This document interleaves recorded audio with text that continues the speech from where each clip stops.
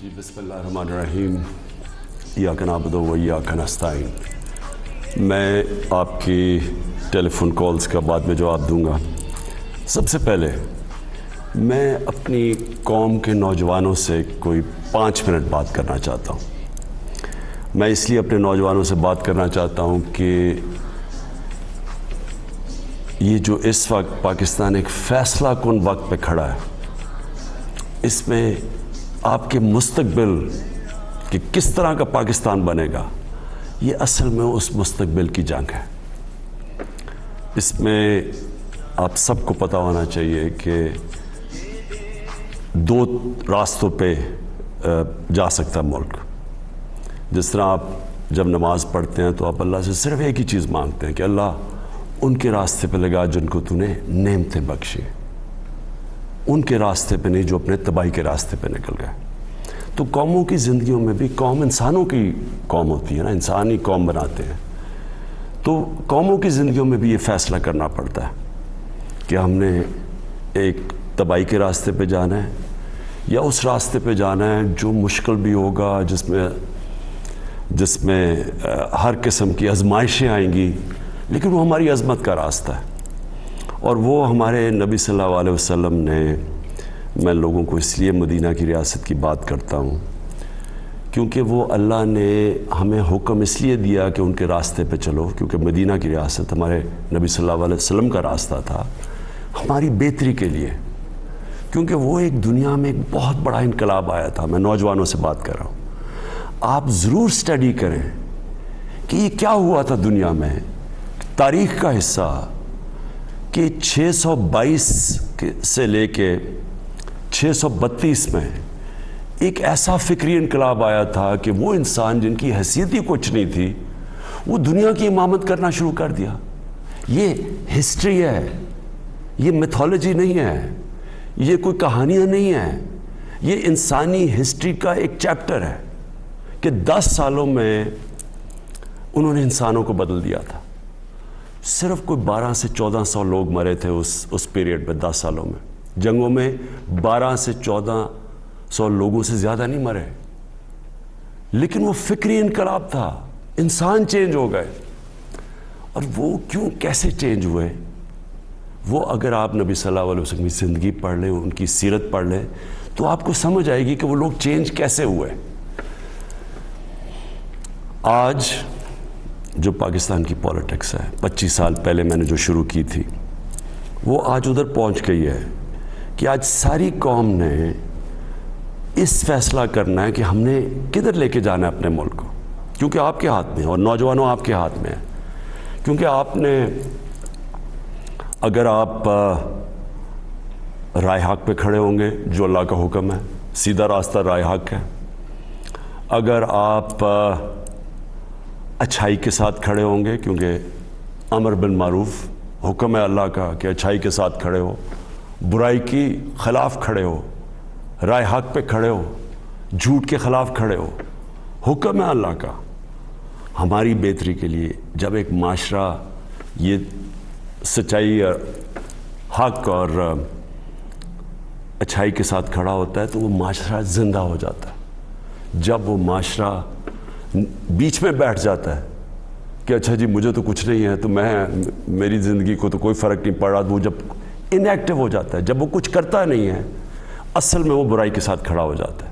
جب وہ نیوٹرل ہوتا ہے اچھائی اور برائی کے بیچ میں، وہ برائی کا ساتھ دینا شروع ہو جاتا ہے اور وہ معاشرے کی تباہی ہوتی ہے۔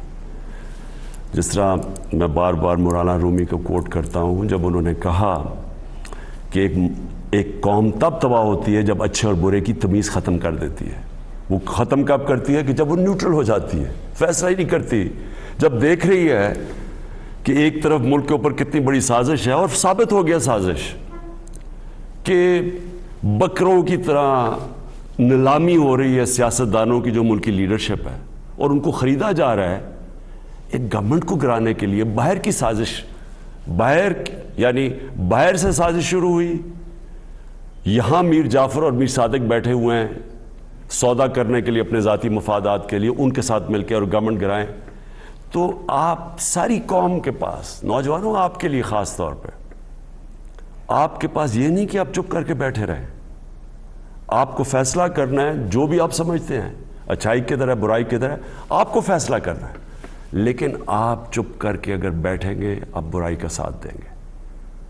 میں یہ چاہتا ہوں کہ آپ سب احتجاج کریں، آپ سب اپنی آواز بلند کریں۔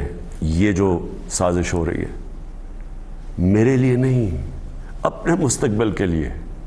اگر یہ کامیاب ہو جاتے ہیں تو یہ کیا ہوگا؟ اس کا مطلب کہ کسی باہر کی قوت کو اگر ملک کی لیڈرشپ نہیں پسند، ملک کا پرائم منسٹر نہیں پسند، تو کیا وہ 15-20 ارب روپیہ خرچ کر کے گورنمنٹ کرا دے گا؟ ایک نیوکلیر آرم پاکستان کی لیڈرشپ چینج ہو سکتی ہے۔ باہر کی قوت تھوڑے پیسے دے، ان کو بکروں کی طرح خریدے، ضمیر فروشوں کو، اور گورنمنٹ کرا دے۔ تو یہ تو آگے اس ملک کا تو کوئی مستقبل نہیں ہے۔ اور آپ کو میں نوجوانوں اس لیے کہہ رہا ہوں، آپ کو کوئی مستقبل نہیں ہے اس پاکستان میں، تو کوئی مستقبل نہیں ہے آپ کا۔ اس لیے تو جو زیادہ پڑھ لکھ لیتا ہے وہ باہر چلا جاتا ہے۔ لیکن یہ آپ کا ملک ہے، اس کے لیے آپ کو لڑنا پڑے گا۔ اور جب میں کہتا ہوں احتجاج، یہ آپ کا حق ہے۔ میں ایک زندہ معاشرے کی بات کر رہا ہوں، برطانیہ زندہ معاشرہ، کیونکہ میں یونیورسٹی بھی وہاں گیا اور میں بڑے اچھی طرح اس معاشرے کو جانتا ہوں۔ جب انہوں نے ناجائز طریقے سے جھوٹ بول کے ویپنز آف میس ڈسٹرکشن کا نام لے کے عراق کے اوپر حملہ کیا، تو 20 لاکھ لوگ نکلے احتجاج کرنے کے لیے، پرامن احتجاج، کوئی گملہ نہیں ٹوٹا، کوئی توڑ پھوڑ نہیں، پرامن احتجاج، کیونکہ انہوں نے کہا یہ آپ غلط کر رہے ہیں، یہ برائی ہے کہ جھوٹ بول کے کسی قوم کے اوپر حملہ کرنا۔ 20 لاکھ لوگ نکلے اور میں ان کے ساتھ واک کی، اور کسی پارٹی نے نہیں ان کو نکالا، وہ خود نکلتے تھے، گاڑی سے نکلتے تھے، بس سے نکلتے تھے، اپنا انہوں نے ایک پلے کارڈ اٹھایا ہوا تھا، اس پہ کہا تھا کہ میں جنگ کے خلاف ہوں، اور وہ چلنا شروع کر دیتے تھے۔ زندہ قوم، یہ اللہ کا حکم ہے آپ کو، امر بن معروف، کہ آپ اچھائی کے ساتھ کھڑے ہوں گے اور آپ اپنے مستقبل کو بچانے کے لیے کھڑے ہوں گے۔ اور پھر میں آپ کو ریپیٹ کر دوں کہ جو آپ کا احتجاج ہوگا وہ پرامن ہو، کسی قسم کا اپنے ملک کو نقصان نہ پہنچائیں۔ یہ ہمارا ملک ہے، ہم جب توڑ پھوڑ کرتے ہیں ہم اپنے لوگوں کا، اپنے ملک کا نقصان پہنچاتے ہیں۔ لیکن پرامن احتجاج، یہ اس سے سب سے بڑا خوف ہوتا ہے اس طرح کے غداروں کو، اس طرح کے غداروں کو جب پتہ چلتا ہے، یہ سب سے بڑا، جب قوم ایک کھڑی ہو جاتی ہے سچائی کے ساتھ، حق کے ساتھ، اچھائی کے ساتھ، یہ سب سے بڑا خوف ہوتا ہے ایک معاشرے میں ان لوگوں کو، ان غداروں کو جو اپنے ضمیر کا سودا کر چکے ہوتے ہیں، اپنے ذاتی مفادات کے لیے ملک کو غلام بنا دیتے ہیں۔ اس برے صغیر کی تاریخ میں بار بار بتا چکا ہوں، میر جعفر اور میر صادق کون تھے؟ ایک نے، میر جعفر نے انگریزوں کے ساتھ مل کے ایک مسلمان جو حاکم تھا سراج الدولہ، اس کو میر جعفر نے انگریزوں کے ساتھ مل کے گرایا، اس کو فائدہ ہوا ذاتی طور پہ، اور قوم ان کی غلام ہوگی۔ اور جو مشکلات گزری وہ بنگال کے، اس کے بعد آپ تاریخ پڑھیں، جو لوگوں کا انہوں نے خون چوسا، اور اسی طرح ٹیپو سلطان کو گرانے والا انگریزوں کے ساتھ مل کے میر صادق تھا۔ تو کبھی تاریخ ان کو نہیں بھولی، ان غداروں کو۔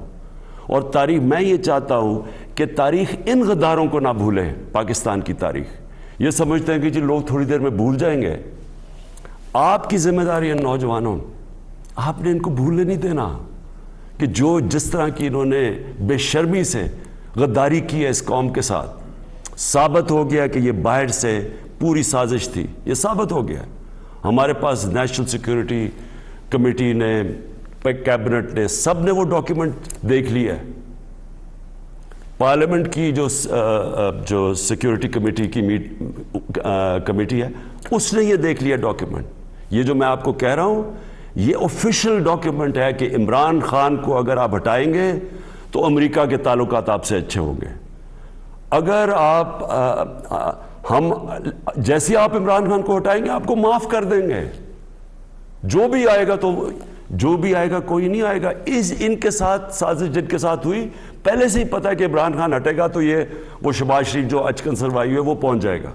جس کے اوپر اربوں روپے کے چوری کے کیسز ہیں، وہ پہنچ جائے گا اور اس کے بعد ہمارے تعلقات ٹھیک ہو جائیں گے. یعنی کہ وہ وفاداری سے ہماری غلامی کرے گا. اس نے کل ٹی وی پروگرام میں کہہ بھی دیا ہے بیگرز آر ناٹ چوزرز.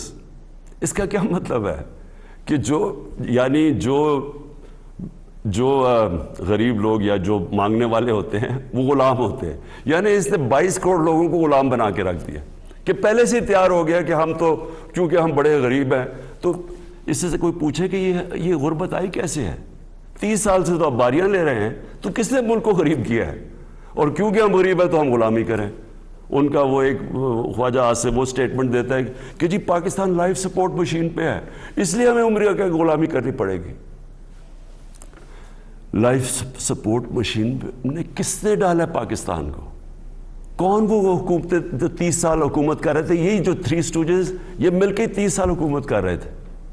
تو آپ ہی نے تو ملک کو یہاں پہنچایا اور آپ کہہ رہے ہیں کہ امریکہ کی غلامی کرو. تو میں نوجوانوں آپ کو بات جو آخر میں کہتا ہوں، اس کے بعد میں سوالات لیتا ہوں لوگوں کے، کہ دیکھیں قومیں وہ کہتے ہیں نا وہ طفل کیا گرے گا جو گھٹنوں کے بل چلے. پہلے اگر آپ گھٹنوں کے اوپر آپ نے کیا گرنا ہے؟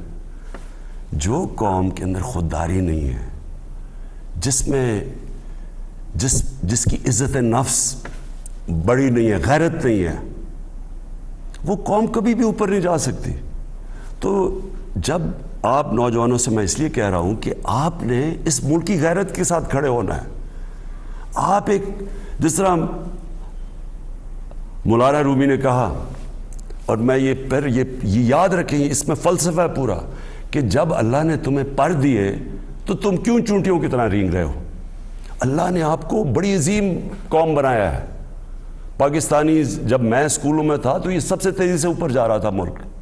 یہ اس طرح کی چوروں نے آ کے اس کو کھا کے اور باہر پیسہ بھیج کے اس ملک کو یہاں پہنچایا ہے. اس میں اللہ نے کسی چیز کی کمی نہیں دی.